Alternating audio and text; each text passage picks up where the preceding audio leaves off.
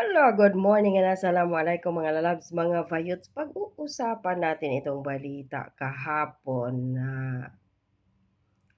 ano daw, ayan basahin lang sa baba ha, aarestuhin daw anong oras si Vice President Sara Duterte ng Department of Justice sa kasong kriminal.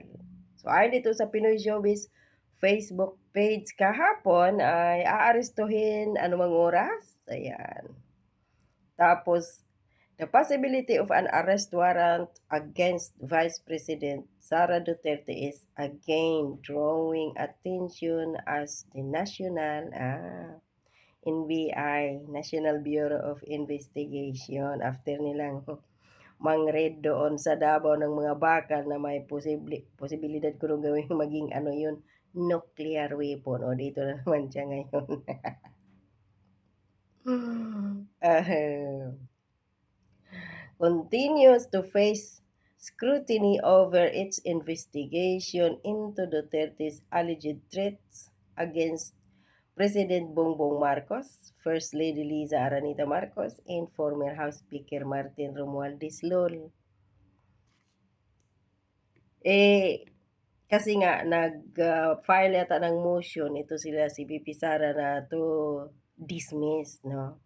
May motion pa si VP Sara sa Korte Suprema na hindi pa iyon naaprubahan at may immunity si Vice President Sara Duterte kaya hindi siya pwedeng ay arestuhin maliban na lang kasi bindalo ngayon eh.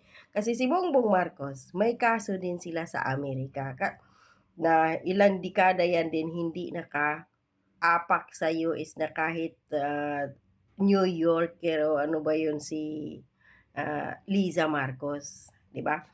Kasi nga may kaso doon. The moment na aapak si Bongbong Marcos sa Amerika, aarestuhin siya sa airport pa lang. So, ngayon nakakapunta siya doon dahil meron siyang international na may immunity siya bilang isang presidente. Pero kapag hindi rin presidente si Bongbong Marcos, bantayan ninyo, hindi na yan babalik sa Amerika. So, ngayon, tapos yung grave threats na yan ni VP Sara kay Bongbong, kay Palaka Lisa at kay Tambaloslos Martin Romualdez, nasa impeachment trial na po yan ni VP Sara at napakinggan na natin ang dalawang witnesses maliban diyan kay Matibag ng NBI na may mga putang inang kriminal na kaso na kinakaharap din pala, wala silang napatunayan. Kahit mismong si Matibag, wala siyang napatunayan doon sa grave threat ni Vice President Sara Duterte. So ngayon, dahil nag-trending ito no sa sa social media, sa mainstream media or kung saan pa. So 17 hours ago din nagbigay din si Matibag ng kaniyang pahayag na aniya ay nag-iintay na lang ng desisyon mula sa korte. So, Matibag nilinaw ang balitang warrant of arrest laban kay Vice President Sara Duterte. Nakatutok ang NBI or National Bureau of Investigation sa susunod na hakbang ng korte kaugnay sa grave threats case laban kay Vice President Sara Duterte matapos ihayag ni NBI Director Attorney Melvin Matibag, attorney pa talaga, 29 years na kuno na siya na attorney, ibobogado. Napatunayan natin kung gaano kabobo si Matibag doon sa cross-examination ng defense team ni Vice President Sara Duterte doon sa impeachment trial dito sa grave threats na to. So ngayon, inahayag ni Matibag na naghain ng motion, ayan na nga ba, ang kampo ni Vice Presidente upang questionin ang kaso. Ayon kay Matibag, naghain ng kampo si Duterte ng motion to dismiss at kasalukuyang hinihintay ng NBI ang magiging resolution ng korte sa mga nakabinbing motion. So hinihintay ninyo kung ano yung korte desisyon ng isang judge diyan sa Korte Suprema, kung mababayaran ba ninyo, matatakot ba ninyo yung judge diyan sa Supreme Court para bigyang idiin si Duterte, si Vice President Sara, oh, 'di ba? Gaya ng ginawa ninyo sa ano, kampo ni Bongbong sa 18 Marines na may 4 na bumaliktad na di umano ay binibigyan ni Martin Romualdez ng 25 million each. 'Di ba? Saan galing 'yun, Martin, ang pinabayad mo?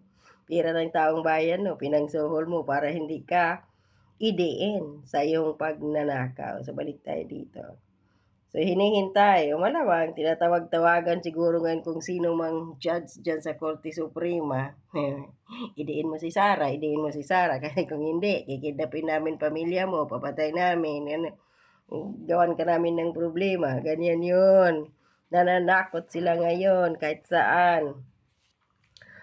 So, hinihintay. So, yung resolusyon dahil dito wala pang malinaw na pinal na hakbang ang ahensya habang hindi pa nakapagpapasya ang korte. Bakit kaya naglabas ng mga ganitong balita? Panlihis ba ito sa isyu ni Bongbong Marcos? Sa baha ng basura, sa utang at take note mga lalabs, mga bayot. Budol na naman yung mga kasali diyan yung mga Marcos supporters na mga tanga. 'Di ba nung suna ni Bongbong Marcos sabi niya, gusto niya ng itigil, ipahinto yung system loss sa kuryente. Ngayon magtataas ng 22.22% ngayong buwan na 'to. Get ready mga Marcos tangas ng supporters. Kasi kahit kayo, hindi kayo ligtas dito kahit yung mga putang inang bayarang ba-vlogger patay gutom ni BBM. Sabagay may pira sila, pero yung papaano yung hindi 'no, yung mga pobre din na mga tanga na mga supporters ni BBM. Oh, manilimahe din naman kayo sa mahal na kuryente, oh. Marcos pa more. So, wala pa palang ba't kaya nagpa-media, naglabas ng balitang ganito para malihis na naman ang isyu ni Matibag doon sa pag-raid niya doon sa Davao. Samantalang ang daming mga isyu diyan sa Bulacan, mga bodega diyan, sa Laguna at kung saan pa. Ba't ayaw niya i-raid? Dahil pag-aari ng mga kaibigan ng boss niyang si Bongbong, si Palaka at si Romualdez. At malay natin sinusuhulan din siya dito na 'wag i-raid 'yun, 'di ba? So ito, so wala daw 'yun. Ang grave threats case laban kay Duterte ay isinampa sa korte matapos ang isinagawang imbestigasyon ng mga otoridad. Ay, ulitin ko, ang grave threat ni VP Sara ay nasa impeachment court na 'yon or impeachment trial. Napatunayan na doon na walang basehan dahil iyon ay ano lamang, tinanong lang naman ni Maui doon, ni Miss Maui, na mag-ingat kayo ma'am dahil sa kalagitnaan ng kanyang galit noon na pinahuli. Yata yun si Tatay Digong or si ano ba yun, si Zulaika. Sunod-sunod yun.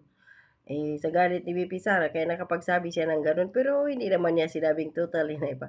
Kapag mamatay siya at sinabi din ni VP Sara, yan ang hindi nagawa ni Ninoy nung buhay pa siya.